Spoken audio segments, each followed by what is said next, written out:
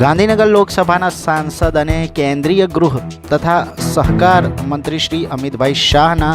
હસ્તે તથા ગુજરાત મુખ્યમંત્રી શ્રી ભૂપેન્દ્ર પટેલની ઉપસ્થિતિમાં સાણંદના છારોડી ખાતે તારીખ 13 ફેબ્રુઆરી 2024ના રોજ વિવિધ વિકાસ કાર્યોના લોકાર્પણ અને ખાતમુહૂર્તનો કાર્યક્રમ યોજાશે। લોકાર્પણ અને ખાતમુહૂર્ત થનાર વિકાસ કામોની વિગતો કેન્દ્ર સરકાર અને ગુજરાત સરકારની વિવિધ ગ્રાન્ટમાંથી સાણંદ અને બાવળા નગરપાલિકા વિસ્તારમાં રૂપિયા 4.17 કરોડના વિવિધ 6 જેટલા કામોનું લોકાર્પણ અને રૂપિયા 59.12 કરોડના વિવિધ 8 કામોનું ખાતમુહૂર્ત કરવામાં આવશે।